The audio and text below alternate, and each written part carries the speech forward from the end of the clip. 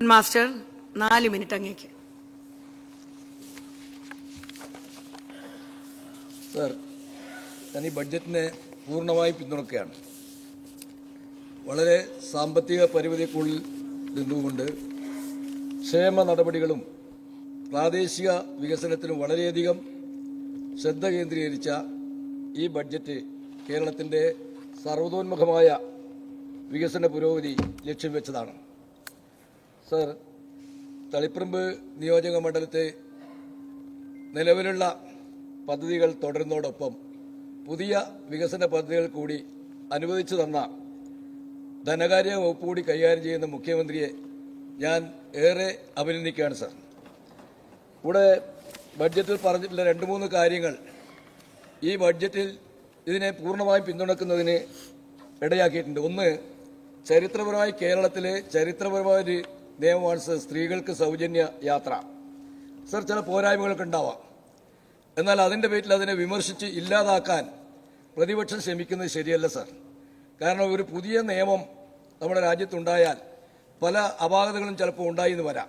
അതല്ല, പിന്നീട് ചർച്ച ചെയ്ത് പരിഹരിച്ച ചരിത്രമാണ് കേരളത്തിലെ ചരിത്രമെന്ന് നമുക്ക് കാണാൻ വേണ്ടി കഴിയും. ഭൂപരിഷ്കരണ നിയമം മുതൽ ഇങ്ങോട്ട് എടുത്തു നോക്കിയാൽ പിന്നീട് ചർച്ച ചെയ്തിട്ട് പോരായ്മകൾ പരിഹരിച്ചിട്ടുണ്ട്. അതുപോലെ തന്നെ ഈ ചരിത്രപ്രധാനമായ ഈ തീരുമാനത്തിന് എന്തെങ്കിലും പോരായ്മയുണ്ടെങ്കിൽ അത് ചർച്ച ചെയ്ത് പരിഹരിക്കാവുന്നതുള്ളൂ. എങ്കിലും പരിപൂർണമായ പിന്തുണ ഈ പ്രതിപക്ഷത്തിന്റെ ഭാഗത്ത് ഉണ്ടാവേണ്ടതായിരുന്നു സർ. മറ്റൊരു കാര്യം, ലഹരിക്കെതിരായിട്ട് നടന്നില്ല. എനിക്ക് സമയം വളരെ കുറച്ചേ ഉള്ളതുകൊണ്ട് വിശദീകരിക്കാൻ ഞാൻ മുതിരുന്നില്ല. ലഹരിക്കെതിരായിട്ടുള്ള നടപടികൾ, അതുപോലെ തന്നെ മുതിർന്ന പൗരന്മാർക്കുള്ള വകുപ്പ്, യുവജനങ്ങൾക്ക് ആധുനിക സാങ്കേതിക വിദ്യകൾ ഉപയോഗിച്ചുകൊണ്ട് തൊഴിൽ സംരംഭങ്ങൾ ഒരുക്കുന്നതുമായിട്ടുള്ള ഒട്ടേറെ കാര്യങ്ങൾ ഈ ചുരുങ്ങിയ ദിവസം കൊണ്ട് തയ്യാറാക്കിയ ബഡ്ജറ്റിൽ മുഖ്യമന്ത്രി ഉൾപ്പെടുത്തിയത് അങ്ങേയറ്റ അഭിനന്ദനാർഹമാണ്. അതുപോലെ ചില നിർദ്ദേശങ്ങൾ ഈ ബഡ്ജറ്റിൽ എനിക്ക് വെക്കാനുണ്ട്. ഒന്ന്, വികസന കാര്യത്തിൽ ഈ ബഡ്ജറ്റിൽ ചില കാര്യങ്ങൾ ഉൾപ്പെടുത്തേണ്ടതായിട്ടുണ്ട് സാർ. അതൊന്ന്, എൻ്റെ നാട്ടിൽ 2 മണ്ഡലം, ഞങ്ങൾ ഇരിക്കൂർ മണ്ഡലവും തളിപ്പറമ്പ് മണ്ഡലവും തമ്മിൽ ബന്ധിക്കുന്ന ഒരു പാലമുണ്ട് സാർ. അത് കൊളന്തക്കടവ് പാലം എന്ന് പറയും. നമ്മൾ സജീവ് ജോസഫ് MLA, ഇരിക്കൂർ MLAയും ഞാനും കൂടി മുഖ്യമന്ത്രിയുടെ ശ്രദ്ധയിൽപ്പെടുത്തതാണ്. അത് നടപ്പിലാക്കണം. അതുപോലെ തന്നെ സാർ, തളിപ്പറമ്പിൽ മറ്റൊരു പാലം, ഒരു ദ്വീപുമായി ബന്ധിക്കുന്ന ഒരു പാലമുണ്ട്. അതും ഇതിന്റെ പിന്നെ പാമ്പുരുത്തി പാലം എന്നാണ് പറയുക. ആ പാമ്പുരുത്തി പാലവും കൂടി ഈ ബഡ്ജറ്റ് ഉൾപ്പെടുത്തി പ്രവൃത്തി തുടങ്ങുന്നതിന് ആവശ്യമായ നടപടി സ്വീകരിക്കണം എന്നൊരു അഭ്യർത്ഥനയുണ്ട്.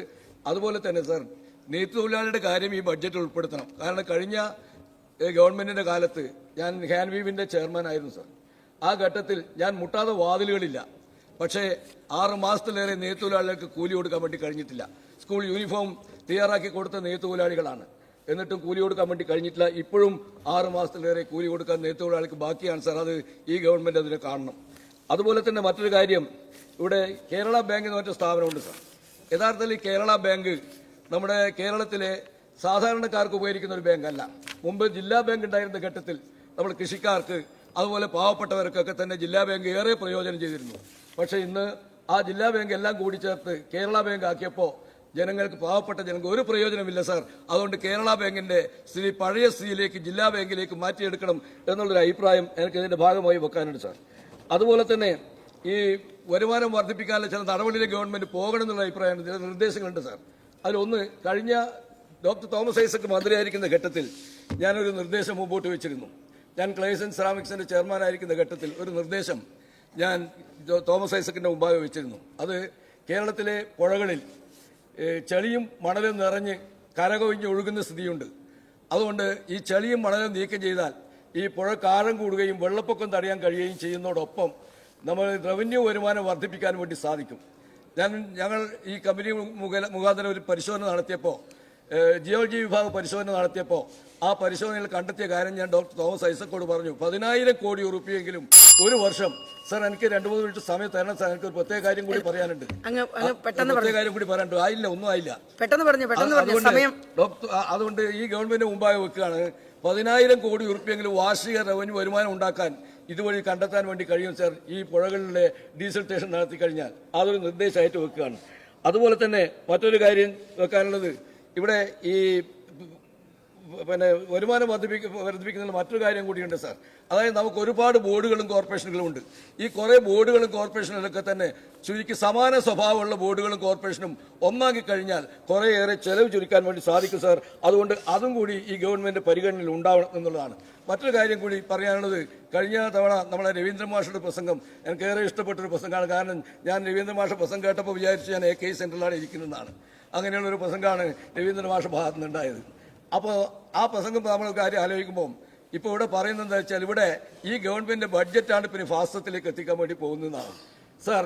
ഇവിടെ ഒരു കാര്യം വ്യക്തമാണ്, ലോകത്തിലെ ഫാസിസത്തിലേക്ക് പോകുന്ന തീവ്ര വലതുപക്ഷത്തിന് മേൽക്കൈ ഉണ്ടായിക്കൊണ്ടിരിക്കുന്ന ഒരു ലോക സാഹചര്യം നിലനിൽക്കുന്നുണ്ട് സാർ. ആ ലോക സാഹചര്യത്തിൽ ഈ സാമ്രാജ്യത്വത്തിന് എതിരായിട്ട് കമ്മ്യൂണിസ്റ്റുകാർ എടുക്കുന്ന നിലപാടെന്താ? യഥാർത്ഥ സോവിയറ്റ് ഉണ്ടായിരുന്ന കാലത്ത് ഉണ്ടായിരുന്ന പോലെ ഒരു അവസ്ഥ ഇന്നുണ്ടോ? അങ്ങനെ ഉണ്ടായിരുന്നെങ്കിൽ പാലസ്തീനിലെ കുഞ്ഞോമനകൾ ഇങ്ങനെ കത്തി കരിയുമായിരുന്നോ? ചൈനയെ പോലുള്ള സോഷ്യലിസ്റ്റ് രാഷ്ട്രം ആ കൃത്യം നിർവഹിക്കുന്നുണ്ടോ? യഥാർത്ഥത്തിൽ സോഷ്യലിസ്റ്റ് രാഷ്ട്രങ്ങൾ പഴയ സോഷ്യലിസ്റ്റ് രാഷ്ട്രങ്ങൾ വ്യത്യസ്തമായി മാറിയിരിക്കുന്നു. അവരുടെ രീതികളിലും നയങ്ങളിലും മാറ്റം വന്നിരിക്കുന്നു.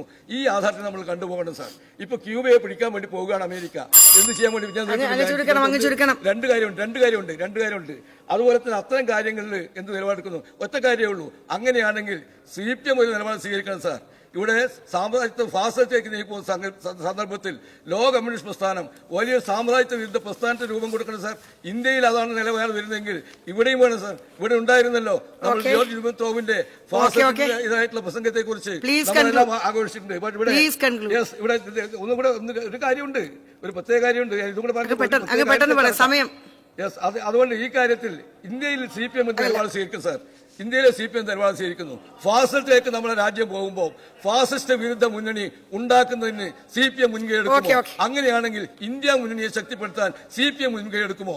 ഈ ചോദ്യം രവീന്ദ്രൻ മാഷ പ്രസംഗം കേട്ടപ്പോ നമ്മുടെ മുമ്പിൽ ഉയർന്നു വരുന്നുണ്ട്. അതുകൊണ്ട് ആ കാര്യത്തെ കുറിച്ച് പോകണം. മറ്റൊരു കാര്യം, സമയം ഒരുപാടായി. ഇല്ല, ഒരു കാര്യം കൂടിയുണ്ട്. സമയം ഒരുപാടായി. അടുത്ത ആളിനെ വിളിക്കണം, നമുക്ക് തീർക്കേണ്ടതാണ്. എന്റെ നാട്ടിൽ ഒരു സംഭവം കൂടി പറഞ്ഞ് അവസാനിപ്പിക്കാം. അല്ല, ഇത് പറഞ്ഞേ മതിയാവും.